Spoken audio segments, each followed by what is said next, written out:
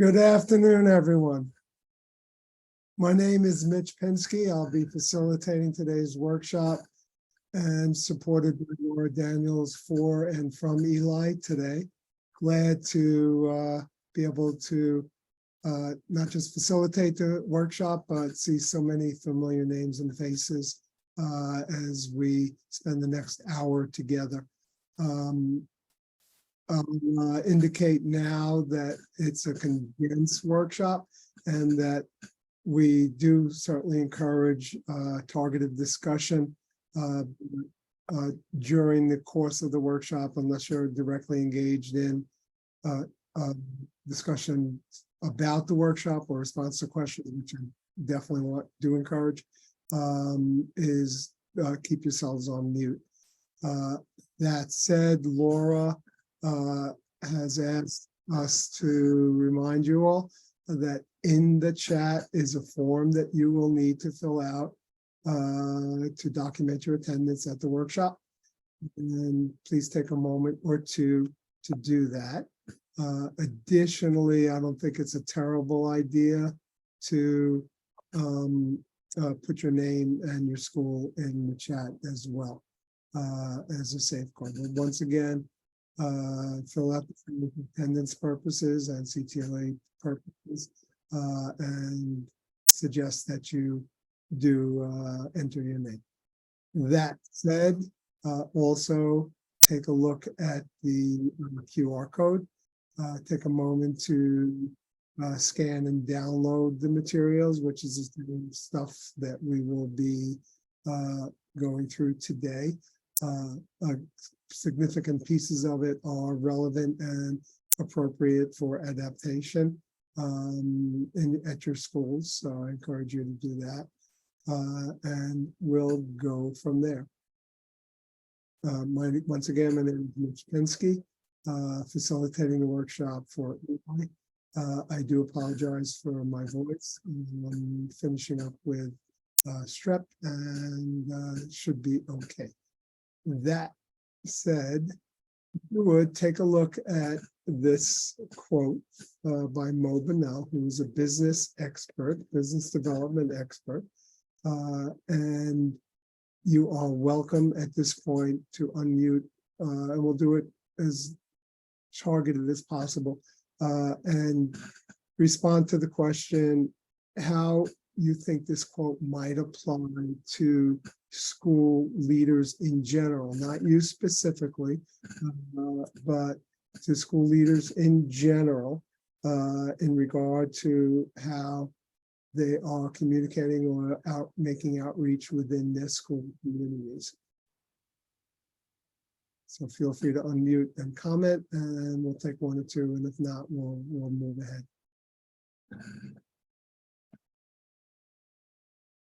Okay, so keep in mind, soft skills does play a role, do play a role in how school leaders do function within their school community. And our next level question, or scaffolded question, if you will, is how is likability in the general sense important in terms of your school leadership within your school program communities? And again, you are encouraged to voice and express a point of view. And if not, we can move on. But these are two questions that I'd like you to keep in mind moving forward when we return to, we already are, but when we're in our school settings. Once again, how do you think likability plays a role in your school communities? And in general, how does it play a role for school leaders? Commentary? No. Okay. Hey, this is Rashid. Hey, Mitch, how you doing? Great, good to see you. Hope your summer's going well. Yes, it is. Thank you. Yeah, I think likability is important, because I think likability can connect to or should connect to a leader's mission and vision, and that it's believable, it's accessible, and that is communicated completely. Um, so I think that the likability part of it is a relationship connector. Correct. Um, yeah. So yeah, yeah. Yeah, very much so. It is connected to personal leadership characteristics, which we'll talk to a little bit more later. But thank you. Yes, it does play a role, and it does play a role in the success of school leaders. Okay. Here is our table of contents. We will stay in order and be as clear and consistent as possible as we move through the workshop. Keep in mind that these workshops have been adapted and chosen by Eli and the DOE, and they are condensed to some degree. But we do allow, and I do encourage, some levels of discussion, which we started to engage in. So the checklists and the definitions and resources are available. We won't be working with them directly during the course of the workshop, but you are very strongly encouraged to take a look at them, and usable and adaptable within school settings and school communities. Okay. Our agenda is in front of us, and it's pretty self-explanatory. Do we have a volunteer to read the goal, and I could just jump in and do the objectives? If not, I'll just do them very quickly. The goal is to understand how to use soft skills of leadership to motivate and empower others towards success. Thank you. And participant, I do appreciate it. And if you do contribute, thank you very much. And certainly identify yourself, just to say hello. Is participants learn about the hard and soft skills that school leaders need, explore communication steps that can motivate and empower others, discuss role playing when using soft and hard skills while facing real life difficult scenarios. We'll circle back to that one a little bit later, meaning this one to discuss the role play is and talk a little bit more in depth about rehearsing and preparing for conversations that you know might be difficult. We will not be doing an actual role play, but there is a value to do that within your school communities. If you would, think about a time that you have or are working with someone whose predominant skill set is hard leadership skills, in your view, and our views are varied in terms of what is hard and not. And when hard leadership, utilizing hard leadership skills is appropriate to utilize for school leaders. So think about a time that has occurred or is occurring, and without being specific, if you want to share one or two, that is fine. And if not, we'll move forward. I will talk to that. Okay. There are very much times that utilization of hard leadership, a directive approach, is appropriate, and I think we all do know that and acknowledge that. And that especially in situations which require direct actions, responses, and outcomes, generally around school safety and security, and other areas.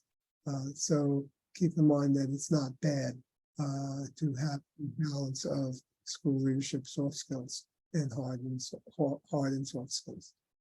And okay, get the PowerPoint to work. There we go. Okay.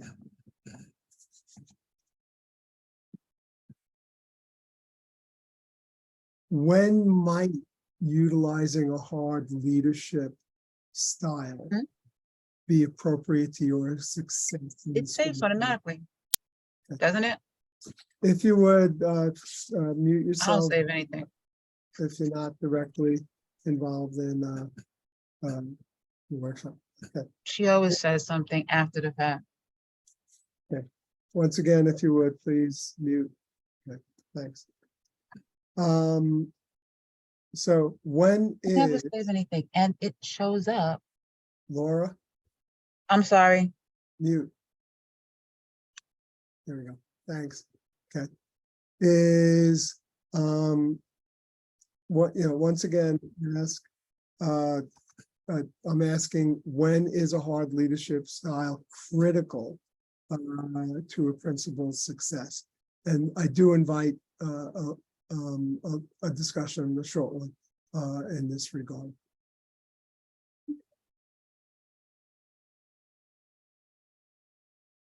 Okay.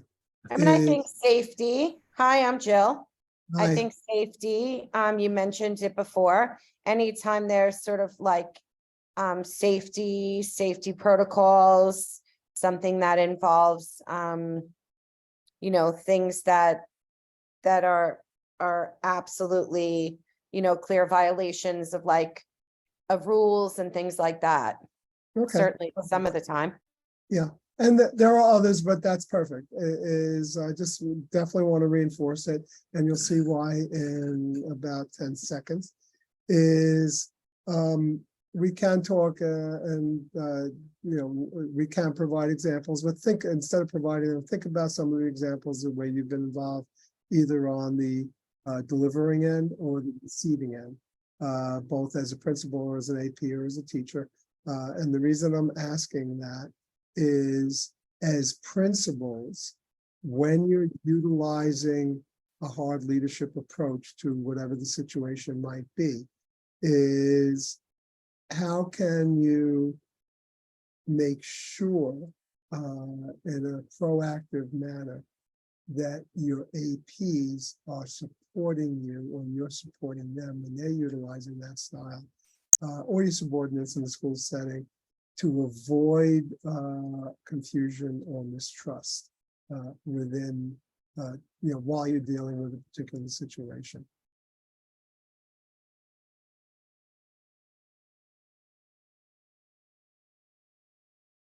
Okay, so I'll repeat it because I do want to reinforce that that's an important. There we go. Is the question posed is, how can we go about making sure to the best of our that's what this is. I'm sorry. ABC. Okay. Is, again, if it's not related to the presentation, just try to keep yourselves muted. It's important, and I want to emphasize the importance of maximizing opportunities to align leadership leaders within your school communities of your school leadership personnel. You don't have to necessarily agree or disagree about a particular issue. I'm not saying that as well as I'd like, but it's important that you are on the same page in terms of what the behaviors are in response to whatever the situation might be, particularly when we're working Is in it 7 to 11? areas of safety and security and communication. So, okay.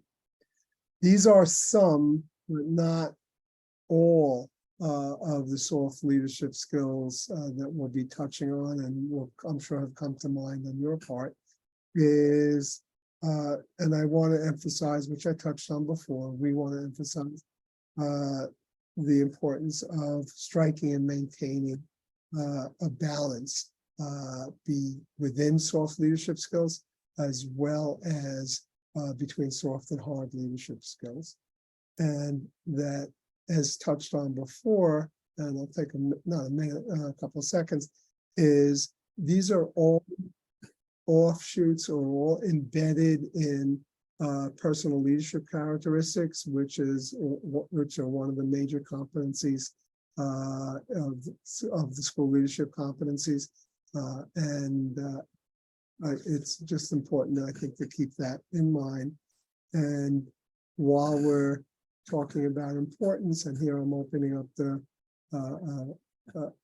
question is if we look at integrity, what comes to mind when you're looking at integrity as a soft leadership skill or skill in general when striking a balance within your school community? And I'm being general when I keep on talking about school community. I know we're in very unique and different, diverse types of communities. And the general response might be that people are more receptive, more open, more willing to work with you within a team, problem solve together, think critically together, if they have a strong belief in your integrity as a school leader, if they have a level of confidence there. So that is one of the general discussion points. Is we're not going to spend a ton of time on this slide, other than to say, again, ask you what comes to mind when you look at them, and keep them in mind as you interact, not just internally with your school staff, but also externally with district level, city level people, CBOs, etc. Okay. Before we play this video, I'll highlight that I did a little bit of research on Joseph Nye, who is a fascinating individual. He is political. He's still with us. In fact, he is very good with the Youth Soccer League in California at 89 years old. But he is a political scientist. He's responsible for the theory of international relations, within international relations, known as neoliberalism. He's co-founder of that theory. He is also the former U.S. Assistant Secretary of Defense, International Security Affairs, and played direct roles in Bush and Reagan's administration, as well as later in Clinton and Obama's administration, which I'll talk to as well. In terms of soft power skills, I think probably the most important is emotional intelligence. Now, you all know what IQ is. It's the ability to do well in the French school system about 1890. You do math tests and spatial relations and so forth. And when psychologists have studied this and asked how much does traditional IQ explain success in life, the answer comes out around 20%. So there's another 80% that's not accounted for by traditional IQ. Part of that 80%, not all of it, but part of it, psychologists have called emotional intelligence. Emotional intelligence is the ability to master your emotions and to use them to reach out and attract others. And it's extremely important. You probably have heard this famous story that when Justice Oliver Wendell Holmes was introduced to President Franklin Roosevelt in the 1930s, Holmes, a trusty old Civil War veteran, was asked, "What did you think of the new president?" And Holmes said, "Second-class intellect, but first-class temperament." In other words, he has emotional intelligence. And contrast that picture of Roosevelt with Richard Nixon. Nixon probably would have outscored Roosevelt, FDR, on most traditional IQ tests, but obviously had not mastered his own emotional demons and thought of the way to relate to people was through an enemies list. So if you think about success, that ability to have emotional intelligence is probably the most crucial of the soft power skills. The second is the ability to have a vision, which means to be able to portray a picture of the future that attracts others to want to follow you. Now, vision can be abused if your vision is unrealistic. In terms of soft power skills, I think probably the most important is emotional intelligence. Now, you all know what IQ is. It's the ability to do well in the French school system about 1890. You do math and spatial relations and so forth. And when psychologists have studied this and asked how much does traditional IQ explain success in life, the answer comes out around 20%. So there's another 80% that's not accounted for by traditional IQ. Part of that 80%, not all of it, but part of it, psychologists have called emotional intelligence. Emotional intelligence is the ability to master your emotions and to use them to reach out and attract others. And it's extremely important. You probably have heard this famous story that when Justice Oliver Wendell Holmes was introduced to President Franklin Roosevelt in the 1930s, Holmes, a crusty old Civil War veteran, was asked, "What did you think of the new president?" And Holmes said, "Second-class intellect, but first-class temperament." In other words, he has emotional intelligence. And contrast that picture of Roosevelt with Richard Nixon. Nixon probably would have outscored Roosevelt, FDR, on most traditional IQ tests, but obviously had not mastered his own emotional demons and thought of the way to relate to people was through an enemies list. So if you think about success, that ability to have emotional intelligence is probably the most crucial of the soft power skills. The second is the ability to have a vision, which means to be able to portray a picture of the future that attracts others to want to follow you. Now, vision can be abused. If your vision is unrealistic and grandiose, it can actually do damage. You quickly lose your followers when they find that you're taking them over a cliff. But the ability to portray a vision which attracts people and which makes sense is a great soft power skill. Ronald Reagan was good at this. Reagan sometimes was faulted on whether he knew all the details of this, that, or another policy. But in the ability to portray a picture, a vision, which really attracted others, he was extremely able and skillful as a leader with soft power. The third of the key soft power skills is communications. Obviously, the ability to communicate your vision is important. And we usually think of communications as rhetoric, as oratory. And certainly that's important. If you think of the way Martin Luther King used the cadences and vocabulary of the African American church to rally a broader community to a larger vision. I mean, that was a paragon of successful communication. But it's important to realize that communication is not only verbal. In fact, again, scientific studies have shown that a good portion, maybe more than half of human communications is nonverbal. And therefore, it's extremely important that your nonverbal communications coincide with or substitute for your verbal communications. And the paragon here, I think, would be Mahatma Gandhi. I hesitate to say this with Shashi Brewer here, an expert to my left, but I must say that when I first saw a film of Gandhi giving a speech, I was astounded at what a poor speaker he was. Here's one of the greatest leaders of the 20th century, and he was no Martin Luther King. No Martin Luther King learned from him in the substance of things. But Gandhi was a master at nonverbal communication. If you compare the pictures of Gandhi coming back from the Inns of Court, dressed in his British suit and tie and so forth, with Gandhi, the leader of the 30s, dressed as a peasant, organizing a salt march to the sea, which took weeks to get to the sea so that the tension could build up before he actually broke the law by making salt to the sea. I mean, this was mastery in terms of nonverbal communication. So in communications, verbal and nonverbal are crucial soft power skills. Okay, the glitch actually serves the upcoming discussion, I think, well, is that it reinforced an aspect of the three aspects of the following question.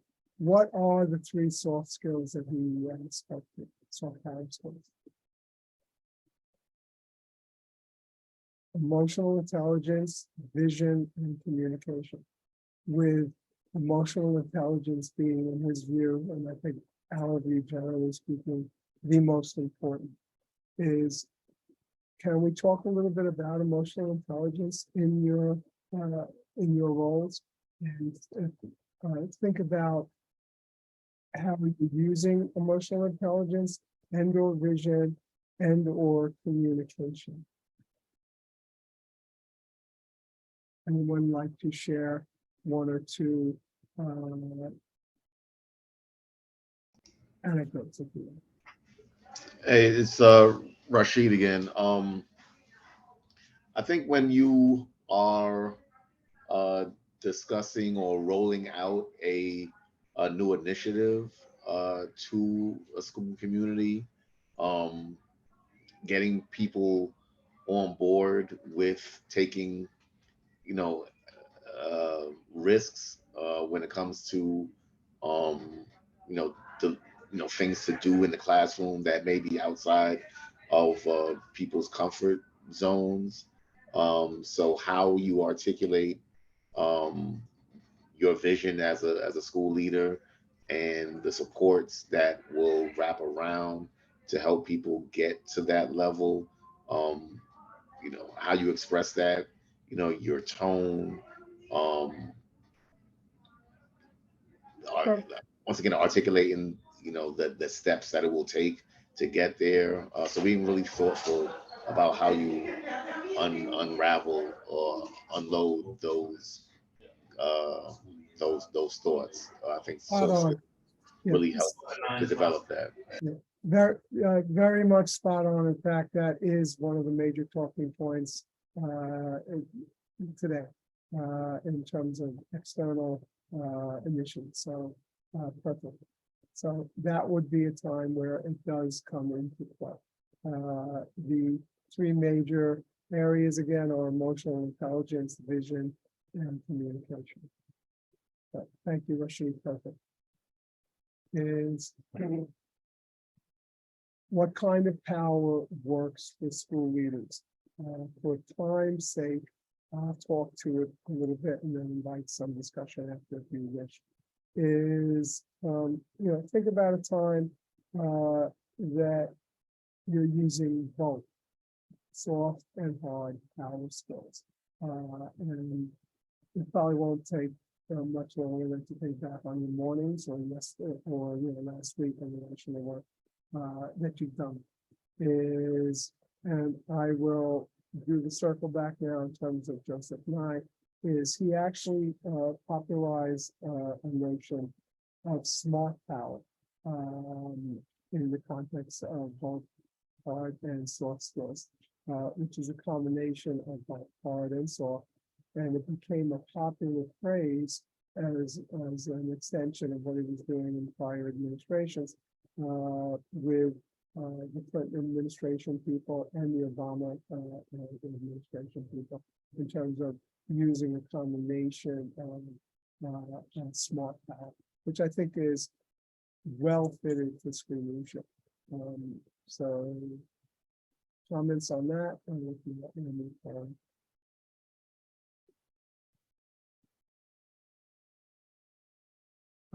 I'll start reading and I'll ask if anyone wants to jump in on the second one. And feel free. Just want to reinforce this, which is why we're reading. Most people are both readers and followers and tend to read from the middle. Not always the case, but generally speaking. And then jumping in, no, okay. Although you need both hard and soft power skills, one is not always better than the other. Style, meaning your style, depends on the context or the situation. Very important in terms of personal leadership characteristics to have that self-awareness, where you are, what you're doing, that type of thing. And in a crisis, a mix of hard and soft skills is often needed. And again, always welcome to volunteer or contribute accordingly.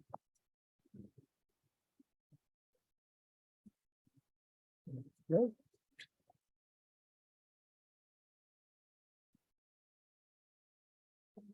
Is this slide summarizes a lot of what, or touches on a lot of what we spoke to.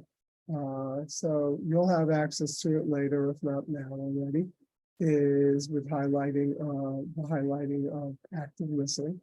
And that, excuse me, is that is captured following video. So during the course of this video, take mental notes on how you might be able to deepen your communication skills within your school communities to motivate or to communicate things along those lines. And following the video, there is a follow-up slide which actually lists the specific skills that he spoke to. So instead of asking you to identify them throughout the video, I'm just giving you a heads up that that will be taking place.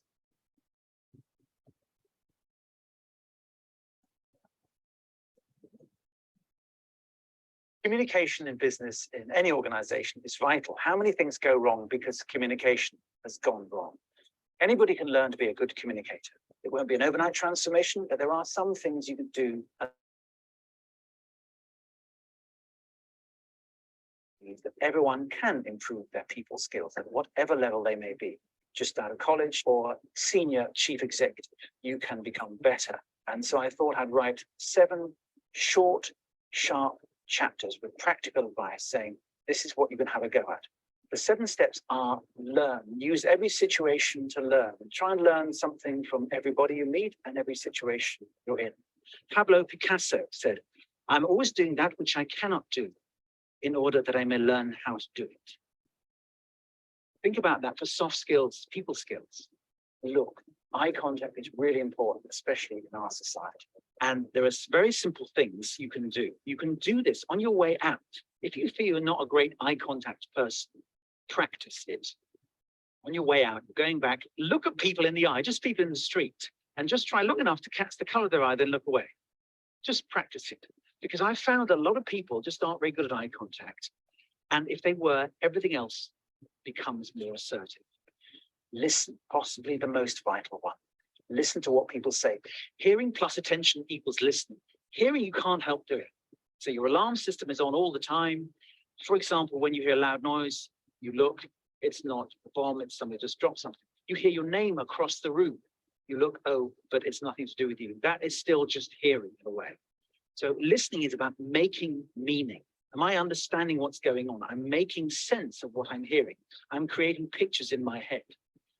Link, try and link what you say to what they say. Don't we love it when people listen to what we say? We can only really know if they've listened by what they say or do. They've linked something that they've said to what we have said. It's really a two-way exchange, and this is where the link comes in. I almost made it one chapter, listen and link. By the links you make, you show that you've listened. So it's an active cognitive skill. Then let people talk. Don't just jump down their throat if you disagree. Let the other person speak. Let them have their opinion. Let them finish their sentence. Let there be pauses. It's very useful in conversation to have pauses. And that's when some real listening can go on, because you're just processing what you just heard. The right word may be effective, but no word was ever as effective as the rightly timed pause. Mark Twain.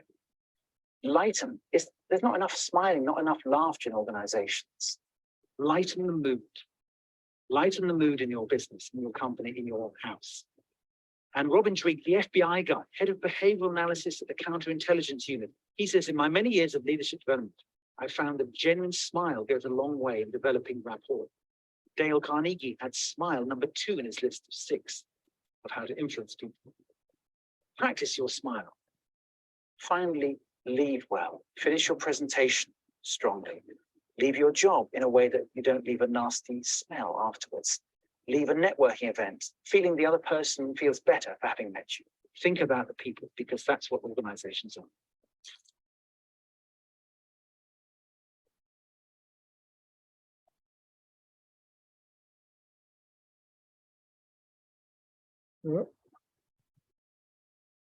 As mentioned, this slide it captures everything, or the salient points of his conversation. Learn, eye contact, listen, let people talk, lighten, and lead well. I'm going to ask you to consider, I am asking you to consider which of these you do well or best, and which of these do you consider an area that you want to work on. For time purposes, we won't get into that in terms of a general discussion, but these can certainly serve as a framework for discussion within cabinet, within meetings, grade meetings, department meetings, faculty meetings, with PTA. It does definitely generate some good targeted, relevant conversation. And as a fun fact, the speaker is a writer as well as a comedian, an actor. And apparently a couple of his major roles are on the James Bond spoof movies that you may have seen if you have older children. They're very, very popular, the Austin Powers movies. So just a little bit of a, people have diverse interests, and I think that's sort of interesting. That said, we'll spend less than 15 seconds on this slide. This touches on what Rashid brought to the forefront. Is there are times where you are dealing with and working in areas that are not definitely 100% within your control, and that you are still responsible for managing them, implementing them, and moving forward with them. And that's where soft skills plays a vital role, and likability, as we touched on in the beginning, is part of that. Additionally, new initiative, which I think the term will be used as well, is correct, is these are 5 major factors that will help you think about how you are launching or implementing or moving forward with new initiatives. And I could just use in general the new citywide initiative, relatively new at this point, in curriculum shifts in the ELA for pre-K through 5 schools, which may be something that you are directly involved in. So this slide and some of the related conversation, I think you might find helpful. These are soft skills that are critical to your success as a school leader. Again, virtually every one of these has been touched on in some form or fashion during our monologue almost, but our discussion today. And that it's good to refer back to them and reflect and see again which areas that you are comfortable with and are working with on a regular basis, and or which areas are areas of refinement where you want to grow professionally, and to use it almost as if not checklist, but something to reflect on as you engage in the work being a school leader. Normally, we would read the poem by Robert Frost. I'm sure most, if not all of us, are familiar with it, and will highlight that very often small, well, not inconsequential, but decisions that we're making every day or actions that we're taking every day can have a ripple effect over the short term and long term of our work. And it's important just to have that awareness, and I'd like to think that most of us do, that we do think things through as best as possible, given the context of situations. But that the road that we take sometimes makes all the difference, generally in a positive way, but sometimes in a way that we haven't thought of before. So, as mentioned, we are circling back to our wrap up and the goals and objectives, and I wanted to highlight this piece, which I mentioned before, and the reason is, it's not a bad idea to not just play it out or visualize how you want certain situations or conversations to go, but to actually practice using those skills in a role play type of situation. In some of the higher level endeavors I've been involved with, Con Fellows for one, is an actual technique that they do reinforce, and some true executive leadership training on a corporate level does the same thing. So I encourage that as a matter of course, and it's, I think, also a good thing to engage in with again, your cabinets or your support people. If you don't have full-fledged cabinets, if you're a smaller school, your coaches, your leadership people within school communities. So that's it. And hopefully some of these ideas are new.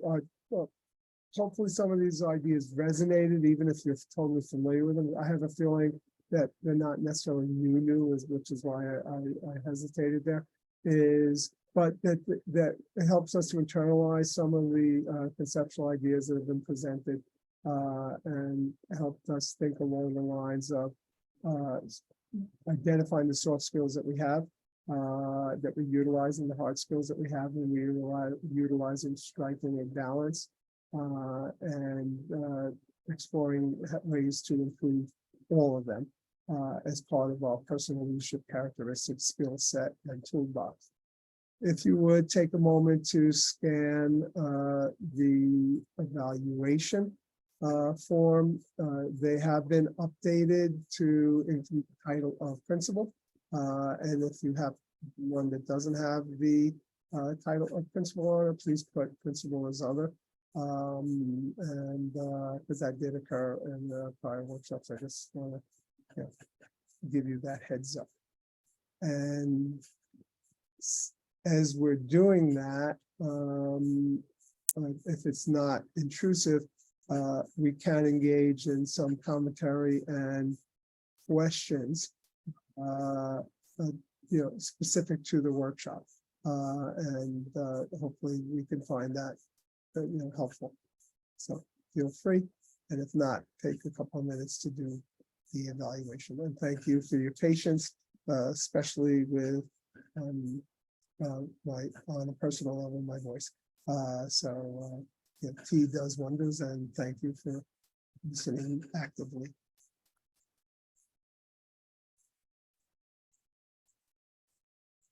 Really good to see so many familiar faces. Hello.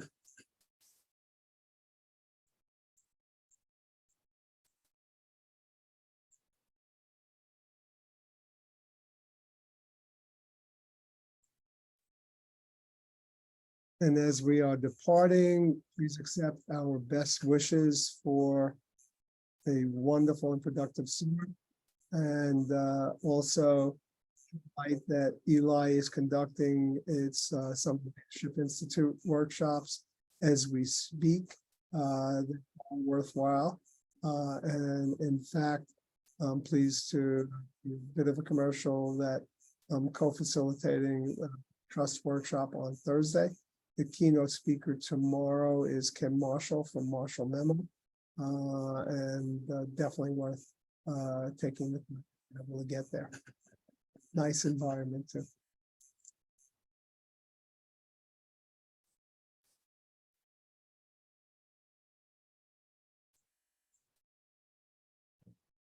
Hi, if we wanted some more information in regards to the upcoming leadership training workshops, so we just log on to the website. Yeah, you know what, I'll put my name and number in the chat and email. It's a Gmail. And you can email me and I could send it directly to you. It's also on the CSA/Eli website. And you can also just go, I'm sure they will, I know that they'll just register you there. But That would be awesome. Thank you so much. and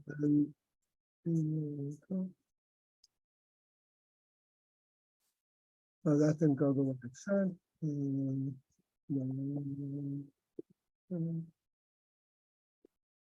Well, thank you for the commentary.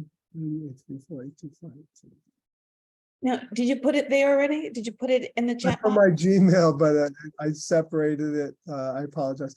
I put it in I put my Gmail account in and pressed enter without putting the number, and then I put my number in as a follow-up. No worry. Thank you so And then much. again, if you go directly to the CSA Eli website, go to Summer Leadership Institute, it's right there. And also you can contact Dr. Eloise Messenia directly if you wish, who I just spoke to a few minutes ago, about a half hour, over an hour ago, I should say, who's at Fordham as we speak, and she'll definitely be there tomorrow, as well as a bunch of our colleagues. So it's definitely worth going to. Thank you so much. I appreciate it. Is that enough of a commercial? Thanks.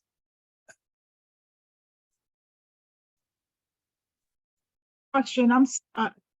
Good afternoon to everyone. I know that we had the chancellor's PD session yesterday. Today we have with CSA Eli, which I love. But what are the other mandated ones? Is it the one in person that we have to go to? I mean, because I already had put in my vacation days, and then this came out, so just need to know what is mandatory, what is not. I would speak directly to a district rep in terms of the DOE requirements. Eli, and in combination with CSA and certainly the DOE, this is the first time major initiative like that are offering these types of sessions. So thank you for the commentary, and nice commentary about Eli stuff. But I would go directly to the district rep who is handling that on your level. I don't know the specific answer. I do know that some of the people on this workshop this morning, as well as now, were on from vacation spots, because it was a nice opportunity to do it via Zoom and relatively quickly. So I know. Go ahead. I can share some information about it because I also have a vacation day on one of the mandated days. What I was told was to inform my superintendent if there was a day that I was going to be on vacation for one of the days. And I did. And my understanding is that there's going to be some recording of all of the events that we can. Yeah, these workshops, these are recorded now. So I guess they will be offering that to you. Thank you. That's appreciated. Good. Well, thank you, Margaret and Mitchell. Yeah, you're welcome. And I think we're butting up against early arrivals for the next workshop, but we do have about 5 minutes. Thanks for taking the time to do the evals, and I look forward to meetings.